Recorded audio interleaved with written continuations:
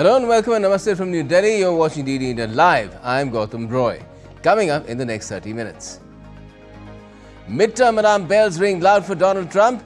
The US President cites unnamed posters saying Republican losses in key gubernatorial and mayoral races were because of the federal government shutdown and his absence from the ballot. The US Supreme Court is set to hear arguments later today over the legality of Trump's tariffs, with implications for the global economy and a test for the limits of the president's powers. The death toll from Typhoon Kalmei in the central Philippines region crosses 100 as the impact on the Cebu province becomes clearer.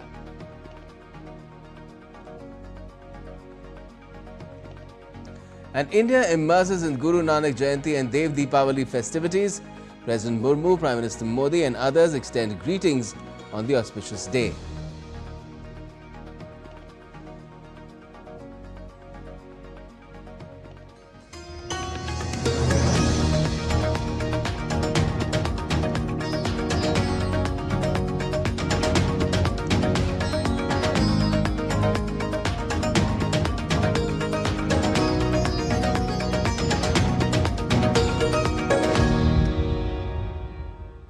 A political earthquake has shaken America as the Democrats have pulled off a stunning trio of victories in the first major election since Donald Trump's return to the White House. From the streets of New York City to the state houses of Virginia and New Jersey, voters delivered a loud and unmistakable message: change is in the air. DD India's Aarti Rana reports. Wednesday brought in an entirely new political narrative for the Americans. Democratic candidates romping home in style, inflicting serious political damage to the grand old party. 2 states voted to choose women Democratic governors. In Virginia, history was made as Abigail Spanberger became the first woman to lead the state. The former CIA officer and moderate Democrat unseated Republican Governor Glenn Youngkin, restoring the governor's mansion to Democratic hands. My fellow Virginians, tonight we sent a message. We sent a message to every corner of the Commonwealth. A message to our neighbors and our fellow Americans across the country. We sent a message to the whole world that in 2025, Virginia chose pragmatism over partisanship. We chose our Commonwealth over chaos. Leadership that will focus on problem solving, not stoking division. We chose leadership that will always put Virginia first. In New Jersey, Democrat Mickey Sherrill prevailed in a fiercely fought race against Republican Jack Ciattarelli, continuing her party's winning streak in what became the most expensive governor's race in the state's history. We see how clearly important liberty is. We know that no one in our great state is safe when our neighbors are targeted, ignoring the law and the Constitution. But prosperity is equally essential. Liberty alone is not enough if the government makes it impossible for you to feed your family, to get a good education, or to get a good job. So in this country, that shouldn't be too much to ask. But right now, all of it seems at risk. Governors have never mattered more. But perhaps no election caught the fancy of the US and the world other than that of mayoral fight for the New York City. 34-year-old Democratic Socialist Zohran Mamdani has been elected mayor of the New York City, defeating political heavyweight Andrew Cuomo and defying fierce attacks from conservatives and even President Trump himself. Trump has labeled Mamdani a communist and vowed to cut funding for the city in response to his ascension. Adding to the misery of the grand old party was the decisive mandate given by the California voters to redraw its electoral districts. Interestingly, in California, voters approved a ballot measure to allow the state to redraw its voting district maps to make a handful of congressional seats more favorable to Democrats in the 2026 midterm elections. Another blow to Donald Trump. The effort was spearheaded by California Governor Gavin Newsom, who is considering a White House run in 2028. President Trump, meanwhile, refused to shoulder any blame for the losses, posting on Truth Social that pollsters, not policies, were to blame. The sweep gives Democrats a powerful boost heading into next year's high stakes midterm elections, where control of the Congress will once again hang in balance. With Aarti Rana, Tanvi Taneja for DD India. Now, the U.S. Supreme Court is set to hear arguments on Wednesday in a pair of challenges to Donald Trump's power to impose sweeping tariffs on virtually all goods imported into the United States. The hearing marks the beginning of what could be the biggest battle yet in Trump's trade war, as the Supreme Court considers whether his use of the International Emergency Economic Powers Act to impose duties was constitutional. Various businesses and 12 U.S. states have challenged the tariffs. They argue that Trump overstepped his constitutional authority, noting that the power to levy taxes and tariffs traditionally lies with the Congress. 3 lower courts have already ruled against the administration, finding that IEEPA does not explicitly grant the president the power to impose tariffs. Donald Trump has defended the administration's use of tariffs to balance global trade flows, citing years of high duties charged by other countries on U.S. imports. He's argued that his tariffs had increased U.S. revenues and driven the stock markets to a series of record highs. After hearing arguments on Wednesday, the Supreme Court will have until June to make a decision, following a rigorous process of arguments and discussions on the case's merits. This will be followed by a vote. And the U.S. government shutdown has entered its 36th day on Wednesday, surpassing a record set during Donald Trump's first term in the White House in 2019 to become the longest in American history, as his administration warned of potential chaos at airports going into one of the busiest travel periods of the year. The government has been grinding to a halt since Congress failed to approve funding past the 30th of September, and pain has been mounting as welfare programs, including aid that helps millions of Americans afford groceries, hangs in limbo. About 1.4 million federal workers, from air traffic controllers to park wardens, have been placed on enforced leave without pay or made to work for nothing. The Trump administration has sounded the alarm Tuesday after turmoil at airports nationwide, worsening staff shortages, snarling airport lines, and closing down sections of airspace. More than 60,000 air traffic controllers and Transportation Security Administration officers are working without pay. Thanksgiving air travel is expected to set a new record this year. The White House has warned that increasing absenteeism could mean chaos at check-in lines. The European Union on Wednesday struck a deal on the 27 nation bloc's next big emissions reduction targets just ahead of the UN's COP30 summit. After intense negotiations and several concessions to hesitant member states, EU climate ministers approved a plan to cut emissions by 90% by 2040 compared to the 1990 levels. The agreement, however, includes some flexibilities, drawing criticism from environmental groups, which have called the deal a missed opportunity. Ministers also endorsed a related 2035 target, which will now be presented at the upcoming UN Climate Summit.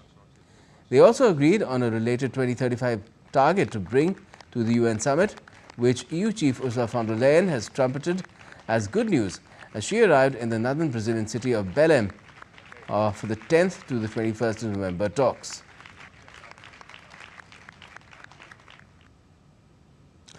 Now, it's been exactly half a year that Germany got a new government.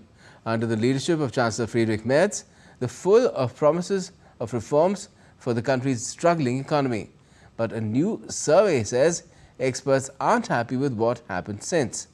Lars Holters with Deutsche Welle and is joining me from Berlin to talk about it. Good evening to you, Lars. What can you tell us about this latest survey?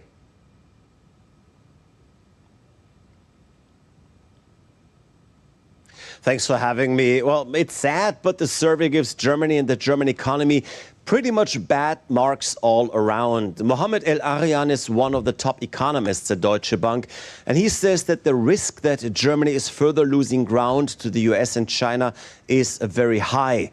Another economist for DZ Bank, that is Germany's second biggest lender, says that the positive momentum that we've seen earlier this summer has gone and that we're in a phase of resignation with investors becoming impatient.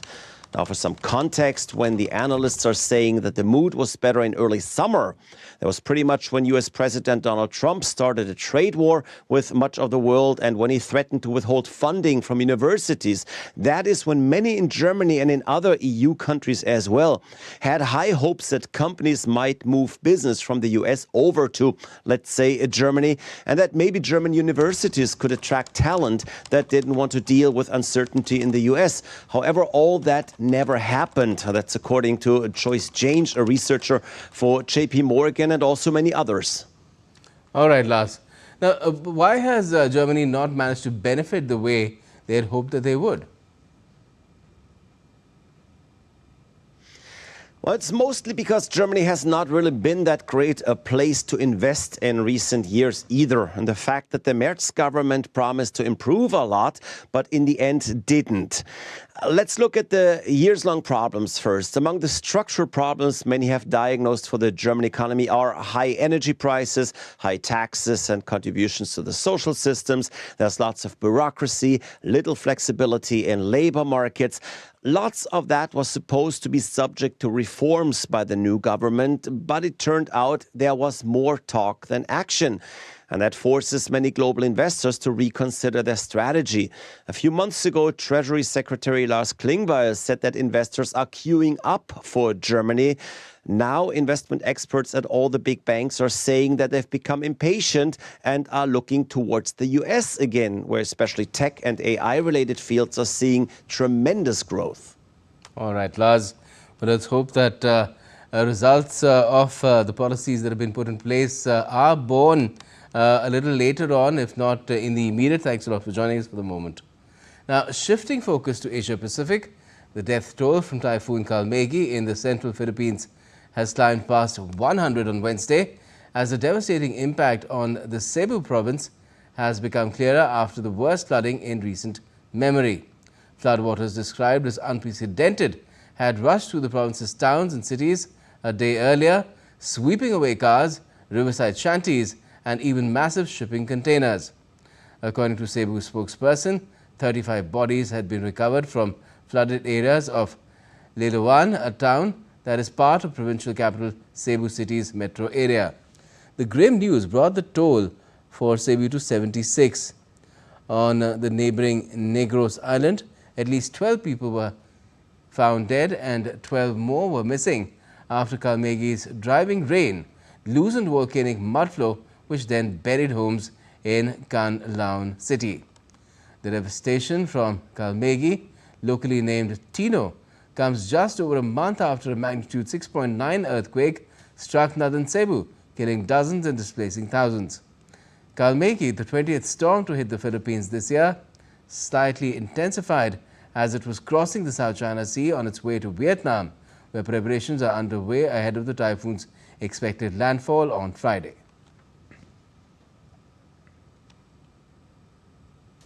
And let's now take a look at some other stories making news around the world as well. Pope Leo XIV, during an audience on Peter Square on Wednesday, urged the international community not to forget the Burmese people and to provide the necessary humanitarian assistance. Myanmar has been roiled by violence since a 2021 coup, which unseated an elected civilian government with its ruling generals facing fierce resistance from armed groups. Japan deployed troops to northern mountains on Wednesday to trap bears after local authorities urgent requests as residents in Kazuno, Akita Prefecture are advised to avoid forests, stay indoors after dark and use bells to deter foraging bears. Greek rice farmers, faced with doubts and lower prices, have now tapped a new revenue stream and are selling their cheap broken rice to wedding goers instead of discarding it and using it for animal feed. Under a new initiative, a cooperative in northern Greece's Chalastra has sold over 3 tons of broken rice, rebranded as the wedding rice since May. And still to come in this edition of DD India Live. India's Commerce Minister Piyush Goyal and New Zealand Prime Minister Luxon have attended an Indian diaspora and community leaders event in Auckland. And the largest supermoon of 2025 has risen over Australia's iconic Bondi Beach in a rare celestial event.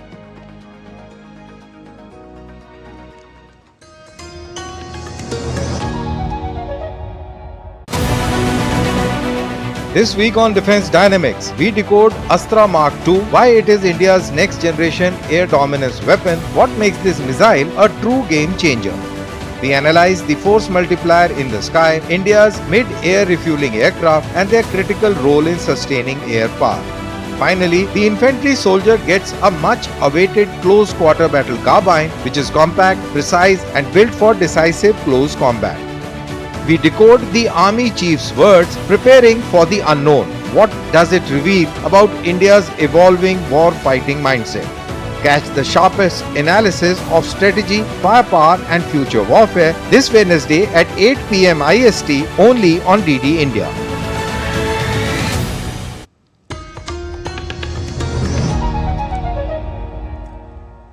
Welcome back. You're watching DD India Live. I'm Gautam Roy. Now, on a visit to New Zealand, India's Minister for Commerce and Industry Piyush Goyal has been hosted by Prime Minister Christopher Luxon along with Minister of Trade and Investment Todd McClay. The two shared a warm embrace and paid a tribute to Mahatma Gandhi Centre in Auckland. On the sidelines of the visit, DD India's correspondent Soumya Sharma caught up with New Zealand's Prime Minister Luxon for an exclusive interaction where the leader reflected on the growing bilateral ties and the potential for deeper economic collaboration with India. How do you see India as a strategic partner in, strengthening New Zealand's economic resilience? Well, India is one of the most consequential countries on the planet, and it's becoming the 3rd biggest economy in the world. It has a huge defence responsibility as well to make sure there's peace and stability in the Indo-Pacific region. It connects many different parts of the world, the global south, the west, east, it does everything. And so for us, it's a huge opportunity to work together. Beyond trade, what areas do you see New Zealand and India collaborating on? Major focus on defence and security, because we don't have prosperity without having security in the region. And the second area is really around our people-to-people links. And what we find is that New Zealanders love Indians, and the Indians seem to love the Kiwis. And as a result, we get to know each other, we get to understand each other, and from there, the conversations happen around trade and investment and flows of capital and information as we get to know and understand each other. So we want to keep encouraging that too. And the India and New Zealand Business Forum witnessed a landmark moment as a fireside chat between Indian and New Zealand dignitaries took place there. The forum welcomed the largest ever Indian business delegation to New Zealand, signalling a robust intent to strengthen the economic and strategic cooperation. The dialogue highlighted a remarkable convergence in vision and priorities between the two sides, laying the groundwork for expanded cooperation and collaboration across multiple sectors. And the minister there, the Indian minister, as well as New Zealand's Prime Minister, attended a special event with the Indian diaspora and community leaders in Auckland as well. And during his address, the Commerce Minister said a potential trade agreement will strengthen India-New Zealand ties. He further emphasized on the inclusive and sustainable development which is at the core of India's philosophy. A potential free trade agreement with New Zealand will not only strengthen our trade and investment ties, but will give a big message to the world that New Zealand and India have come closer together. They're going to work together for a better future for the people of New Zealand, for the people of India, providing new opportunities of business, creating new job opportunities, adding to the economic development of both nations. And for both of us, inclusive and sustainable development is at the core of our philosophy. India's External Affairs Minister Dr. S. Jaishankar has said that India and Japan have agreed to work closely to implement the joint vision for the next decade cooperation between the two countries. Addressing the 8th India-Japan Indo-Pacific Forum, the minister said that both the nations have more responsibility towards the Indo-Pacific region. He added that the bilateral relationship responds to the changing global scenario and that is reflected in the deepening of cooperation across multiple domains. Maintaining a free and open Indo-Pacific is a stronger imperative, but also a more complex challenge. Our bilateral relationship responds to the changing global scenario, and that is reflected in the deepening of cooperation across multiple domains. The recent conversation between Prime Minister Modi and Prime Minister Takaichi, as soon as she assumed office, is testimony to the priority that we both attach to it. The visit of Prime Minister Modi to Japan in August significantly laid out the joint vision for the next decade. Its 8 priority pillars and the investment target of 10 trillion yen over the next 10 years are useful metrics to assess our ambition.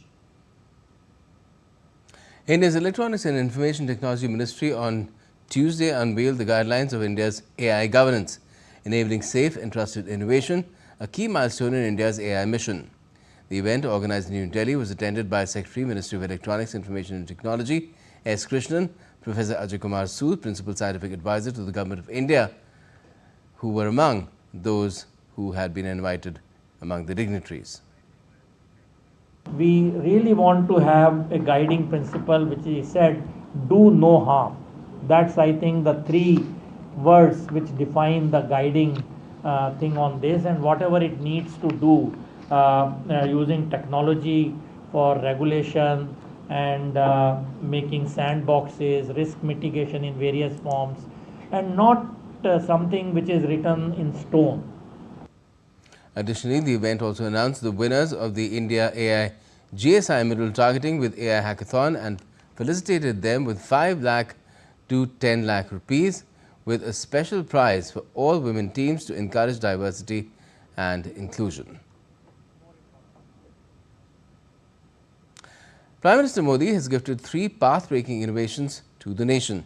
These include quantum security chip, 25-qubit QPU, India's first quantum computing chip, powering the future of computation and CAR T-cell therapy, India's first indigenous cancer cell therapy developed by Indian innovators with the support of the Ministry of Science and Technology. Among them was NextCar-19, the world's first humanized CAR T therapy developed in India by ImmunoAct, a groundbreaking innovation truly made in India for the world. This innovation was supported by DBT and Birac CAR T therapy and has emerged as a breakthrough in cancer treatment. Clinical trials conducted globally have shown promising results in end-stage patients, especially in patients suffering from acute lymphocytic leukemia. An anti-terror operation has been underway since this morning in the Indian Union Territory of Jammu and Kashmir. The operation is taking place in the Chatru area of Kishtwar district. Indian security forces are actively engaged in combat with the terrorists. Further operational details are yet to be disclosed. In a powerful display of joint military strength and future readiness, the Indian Army's Southern Command is leading a major transformation effort through exercise Akhand Prahar in the desert sector. Under the Tri-Services framework of exercise Trishul, the drill focuses on joint operations across Army, Navy and the Air Force. Troops are refining battle tactics and multi-domain warfare techniques using advanced technology both day and night. The exercise highlights seamless integration, synergy and mission-focused execution to dominate future battlefields. The 556th Prakash Gurpurab of the founder of Sikhism, Sri Guru Nanak Dev Singh Ji, is being celebrated with religious fervour throughout the country. Devotees have been pouring into Gurudwaras, paying obeisance to revered Saint Guru Nanak Dev Ji. The Rakabganj Gurudwara, located in the national capital, is bustling with devotees singing devotional songs, offering ardas and participating in langar services. Delhi Chief Minister Rekha Gupta and parliamentarian Anurag Thakur visited Hari Mandir Sahib Gurudwara to offer prayers on the day. Both the leaders gave their greetings to all devotees on the occasion.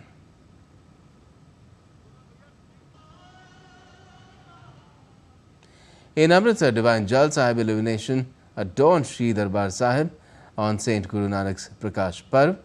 The Golden Temple complex is abuzz with hundreds of devotees thronging the Gurdwara to offer prayers and to enjoy langar.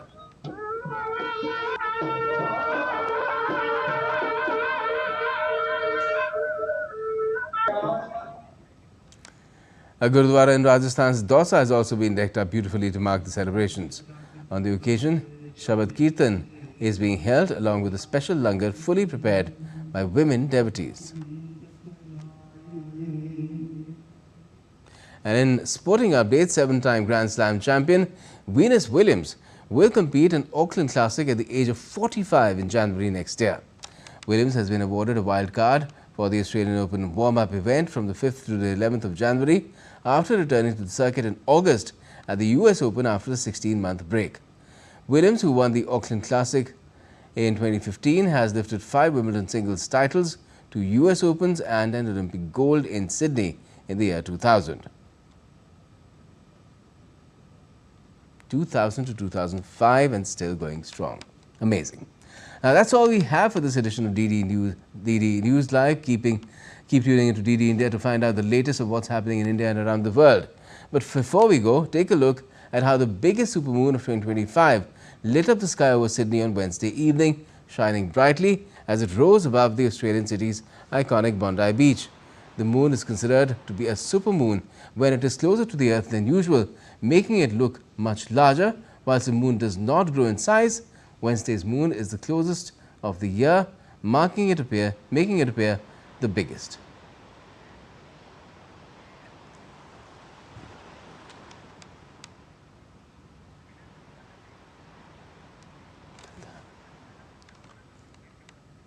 And that's all we have for the moment in this edition of DD India Live. Stay tuned for the latest to DD India.